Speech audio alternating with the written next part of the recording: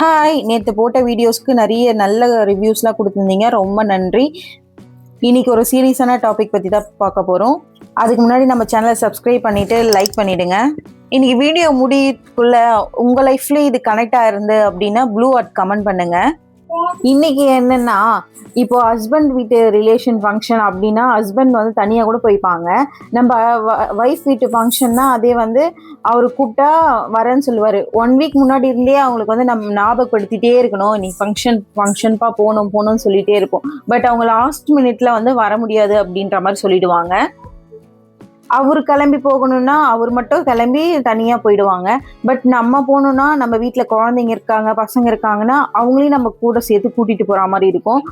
அதே வீட்டில் பெரியவங்க இருக்காங்க, நாங்கள் பார்த்துக்குறோம் நீங்கள் போங்க அப்படின்னு சொன்னாலுமே நம்ம வெளியில் போனாலும் நம்ம ஃபுல் மைண்டும் வீட்லேயே தான் இருக்கும். ஐயோ என்ன பண்ணுறாங்களோ, சாப்பிட்டாங்களோ இல்லையோ, என்ன பண்ணுறாங்களோ அப்படின்னு தோணிகிட்டே தான் இருக்கும். ஹஸ்பண்ட் தனியாக போயிடுவார். ஆனால் லேடிஸ் வந்து தனியாக போக முடியாது.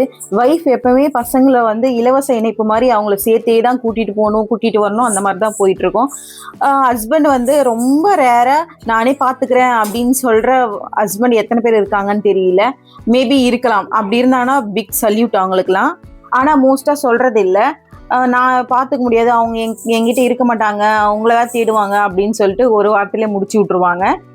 கல்யாணமாகி குழந்தை பிறக்கிற வரைக்கும் ஒய்ஃபோட ரிலேட்டிவ் வீட்டு ஃபங்க்ஷனுக்கு எல்லாத்துக்குமே வருவாங்க. அதுவே குழந்தை பிறந்துருச்சுன்னா எதுக்குமே அவங்க வரமாட்டாங்க. கடைசி நிமிஷத்துல வர முடியாது அப்படின்ற மாதிரி சொல்லிடுவாங்க.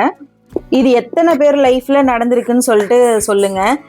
கல்யாணம் ஆகாதீங்கன்னு பாக்குறீங்கன்னா கண்டிப்பா உங்க அம்மா லைஃப்ல இது கனெக்ட் ஆகும். ஹஸ்பண்ட் கல்யாணம் ஆனாலும் சரி, கல்யாணம் ஆகலனாலும் சரி, குழந்தை பிறந்தாலும் சரி, பிறக்கலனாலும் சரி, அவங்க தனியா போகணும்னா தனியா தான் போவாங்க.